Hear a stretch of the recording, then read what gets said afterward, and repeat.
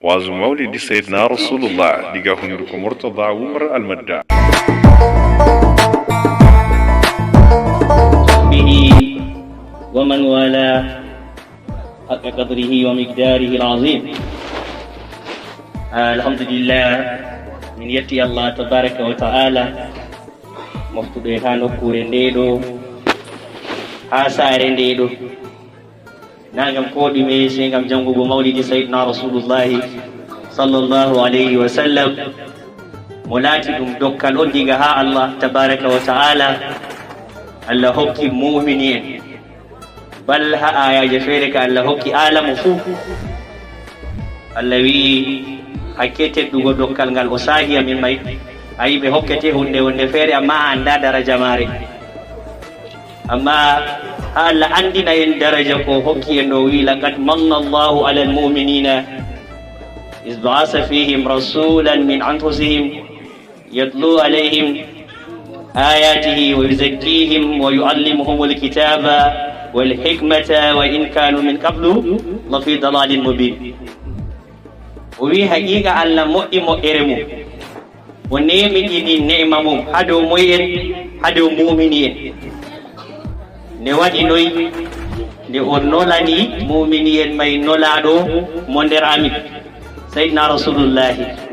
sallllahu alayhi wa sallam. Allah on fo wi haqiqa o moƴƴi en moƴƴere mawde o waɗani en bo nema makka en faami nde o nelani en moyi o noli sayyidina rasulullahi ha dow amin sallllahu alayhi wa sallam. sayyidina rasulullahi may o wari oɗo jangana en ayaji Allah,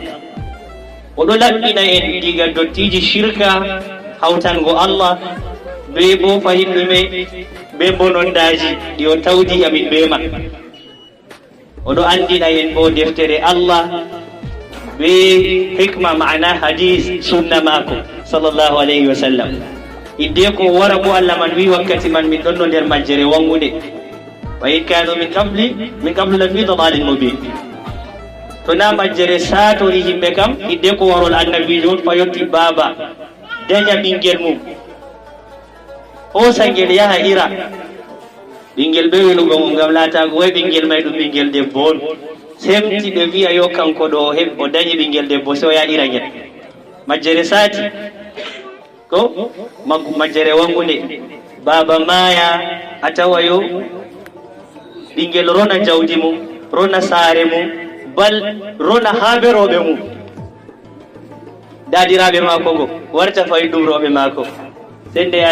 Allah tuuri sayyidina rasulullahi on wari ittani en ɗum o yecci en hurrimat alaykum ummahatukum wa banatukum wa akhwatukum ila akhiri l aya o limtini Allah harmini hadde o mon dadiraɓe mon ya dikko en mon ɗo ɗum dadiraɓe mon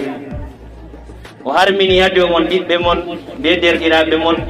ɓeɓe o limti may gaba ɗaya annabi joni wari holli en ha ɓe ɗo no hani on teya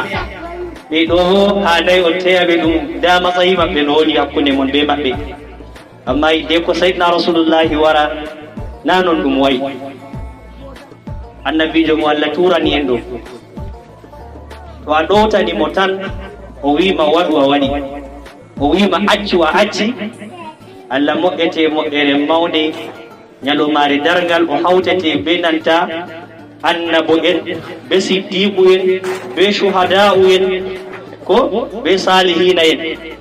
wa man yudi illaha war rasula fa ulaika ma'a allazina an'ama Allahu alayhim minan nabiyina was siddiqina was shuhada was salihin wa hasuna ulaika rafiqa.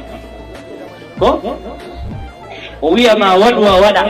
o wiyama accu a acca. ɗo tan to a jogini inchallah wa ummiɗen ɓe annabo en a nastiditta aljanna